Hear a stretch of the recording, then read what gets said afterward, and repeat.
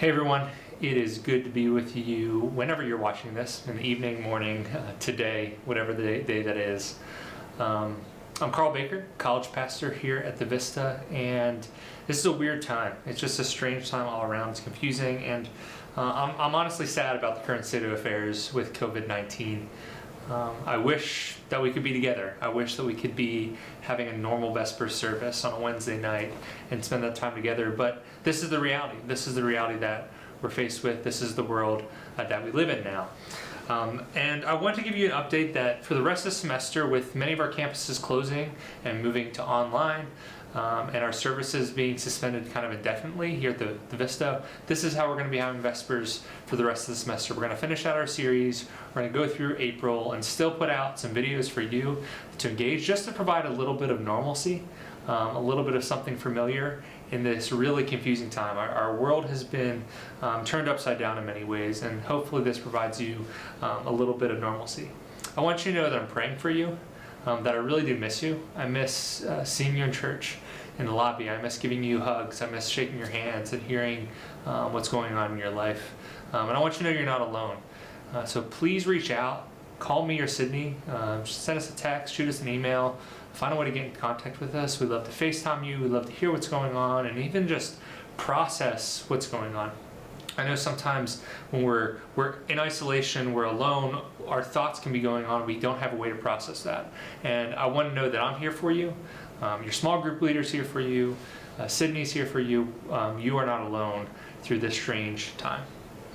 So this semester, we've been doing a series called God with Us, journeying through the life of Jesus to try to understand what Jesus is like, understand his life, because in that, we understand the very nature of God. We understand what God is like. We're entering now a very pivotal part in the story of Jesus, the final week of Jesus' life. So this is called Holy Week, and it's actually starting this upcoming week. It'll be April 5th through 12th is when Christians will celebrate Holy Week. Now, Holy Week this year is going to look different than maybe any other year before. We won't get to gather together. We won't get to celebrate the things that we normally celebrate together. But that is we're entering into, and the first Sunday of Holy Week is called Palm Sunday. And that's the story I want to talk to you about in this video. That's the story I want to tell you about right now, is Palm Sunday. So to set the scene, remember Jesus has been teaching and healing and ministering and serving all around the Jewish countryside. He's been changing the trajectory of people's lives. He's been causing some good ruckus in his neighborhood. He's been doing all kinds of things for the people that he loves and the people that come and find him. He's been declaring that salvation has come, that hope has arrived, and that there is a real good revolution that's about to begin. Jesus is now heading towards Jerusalem, and Jerusalem is the historic political and religious center of ancient Israel, and still very much so today.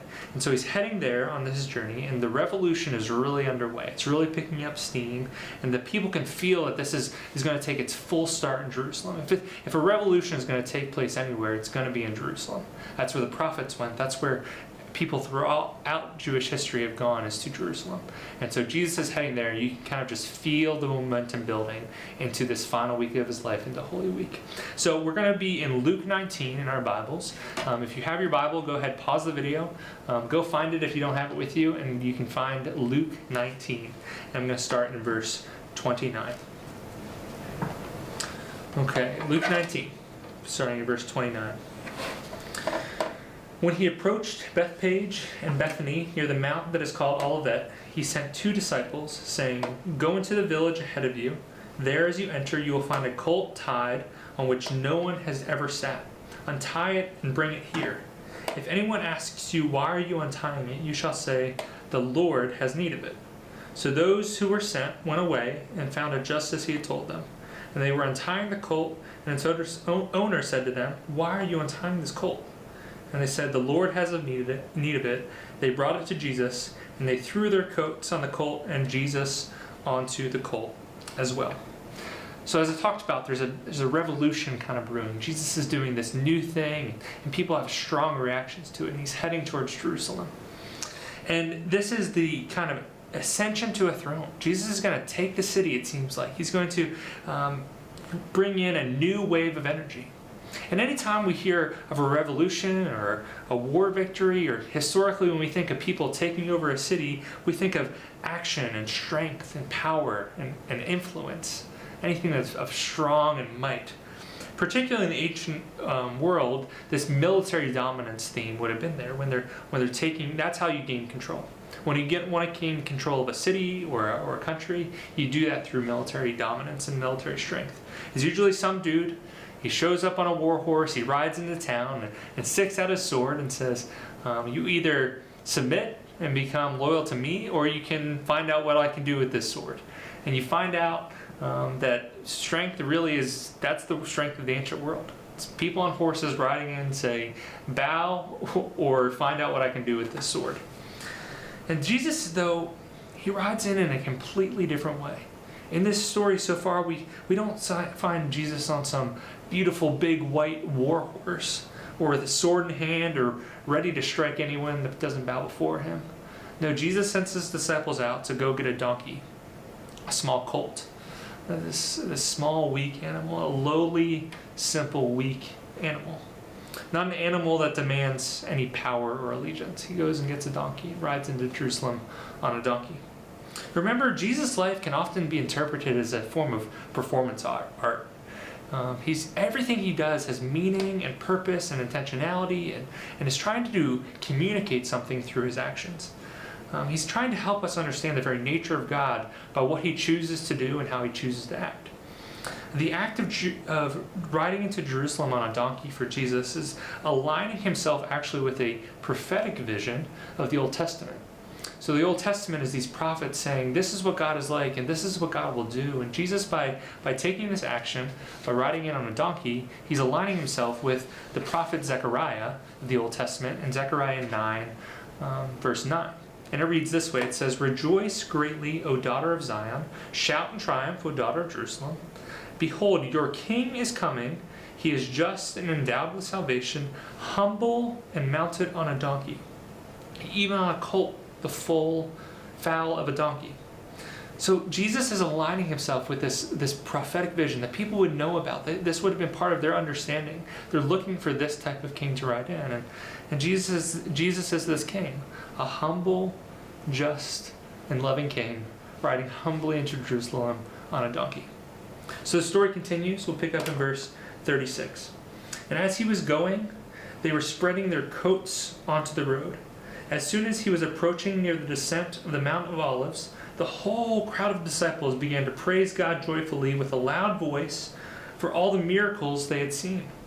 They began shouting, saying, 'Blessed is the King who comes in the name of the Lord. Peace in heaven and glory in the highest.'"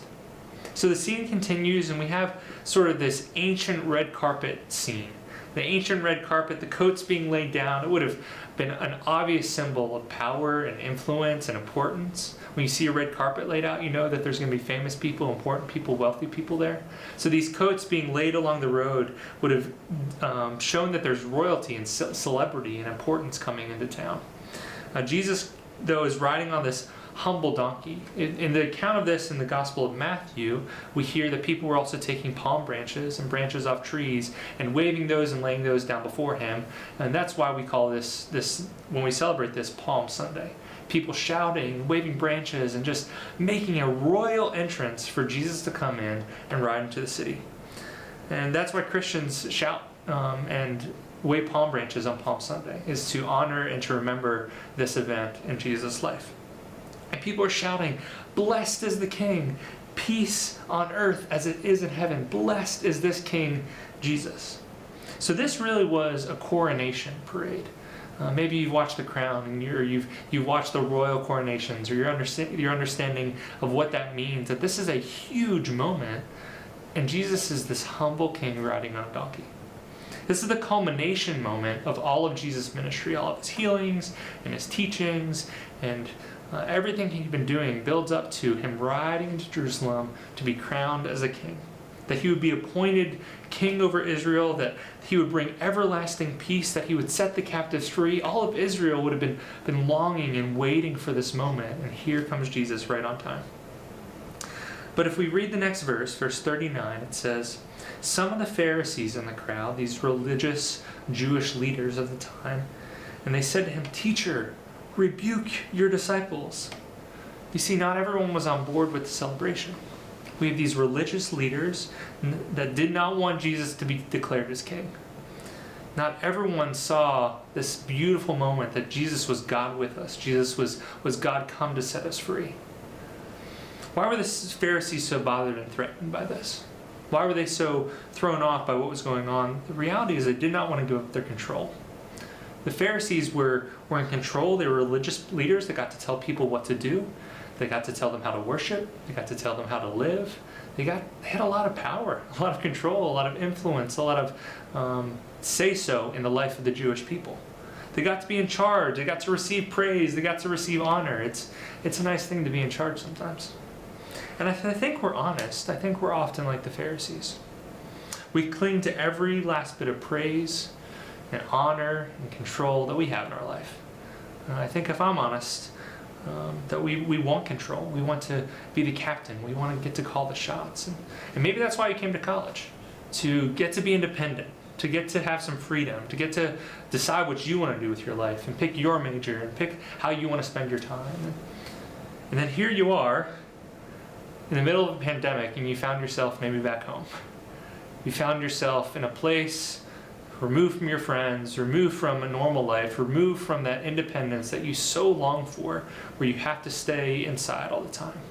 You have to stay in a certain area. You don't get to visit the people that you want to visit. It's in the middle of this pandemic, coronavirus, that has revealed many things to us, but I know one thing it has revealed is that we are not in control as much as we imagine. We're not in control nearly as much as we imagine. And I think this virus has clearly shown that to us, that no matter how influential or important or powerful or independent we think we are, coronavirus teaches us that we are weak, we're frail, and we're really, really dependent on other people. Coronavirus has taught me that I need to know my neighbor. I need to know who's going to be able to take care of things if I was to get sick. I need to know that we have good families in our community that are going to take care of each other. I need to know that there's great doctors and nurses and teachers and grocery store workers that we can all rely on to provide us in this crazy time. We're not independent people. No, we're so dependent on each other. And coronavirus has revealed that to us, that we desperately, desperately need each other to take care of us. I can't think of what I would do without the nannies and the grocery store workers and the doctors and the nurses. And if you're trained to be one of those people, or you are one of those, we thank you, and we're forever indebted to your service and to what you're doing for us.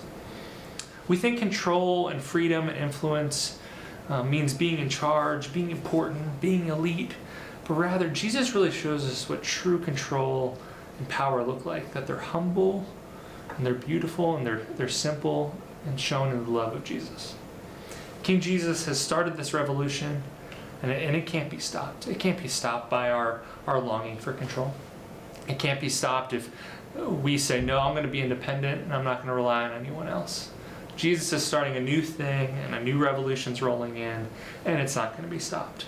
So how does Jesus respond to these Pharisees? Verse 40 says, "But Jesus answered them, I tell you, if these become silent, if all these people become silent, the stones will cry out." The stones will cry out. I think this is the most incredible, comical, beautiful response Jesus could have given to the Pharisees. He says, you can't stop this beautiful message. You can't contain the revolution. You can't contain the King of Kings. You can't contain that the whole world is pointing to this idea that Jesus is God and God is love. This is a message that cannot be contained. It cannot be stopped. If we stop saying it, someone else is going to say it. And if everyone stops saying it, Jesus is saying, the world's going to tell. The rocks are going to sing out. It is a message that cannot be contained. And that is what the Pharisees want to do. They want to stop this message. They want to try and stop it. And Jesus is almost daring them, saying, go ahead and try and stop it. And they're like, okay, we'll kill you. Okay, we're going to try and stop you, Jesus, with everything we have. But the story will progress. Jesus won't be received. He will try to be stopped. And it reveals that the kingdom of Jesus is always in tension with the kingdoms of this world. The kingdom of Jesus is always in tension with the empires and the powerful and those that are in control and what that means in our world. The way of Jesus is in tension with the way of our own pride and our selfishness and our longing for independence. There's two kingdoms, two different ways of power. There's a war horse or a donkey. There's control or freedom. And we have a choice. We have the option to align ourselves with the way of the world and the way of self-seeking and hoarding and caring only about ourselves, or we can choose to submit to the loving and humble and simple way of Jesus, the way of giving over our control to the love of Jesus. The next week of Jesus' life is again Holy Week, the final days of his life. It's celebrated during the Passover of Jewish time. And this is where Jesus comes in and he's going to reshape the whole idea of what it means to find freedom. He's going to reshape the whole idea of being liberated from slavery is what they're celebrating. Jesus flips the entire script in this 1 week of his life. It's all been building to this point where Jesus is riding in for a coronation and they think they can stop it. But Jesus says, you can't stop this. You can kill me, you can put me to death, but even death isn't going to be able to stop Jesus. This is a unique time in our life. This is a unique time in our life that has changed things, and we're going to tell the stories of what's happening right now with COVID-19 for generations to come. But know that even in this moment, the message of Jesus cannot be stopped. The message of Jesus, the message of love and of sacrifice and humility and simplicity, it can't be stopped by a pandemic. And so rather, we get to have the opportunity to say, what can we learn? What can this moment teach us? What can we learn in the middle of a pandemic? We can learn that God is with us. That even if we're isolated or far from our friends or in a spot where things are challenging, that God is with us. We can learn that Jesus is King. We can learn that we are not in control. We are definitely not in control. We can learn that every single day. We can remember that we are loved and that Jesus has started a revolution and that we should sing and celebrate just like these people did as Jesus rode into the city on that donkey. They shouted, they celebrated, they danced, they're waving palm branches, they throwing their jackets down on the road to give him a royal entrance. And so sing, so dance, so celebrate.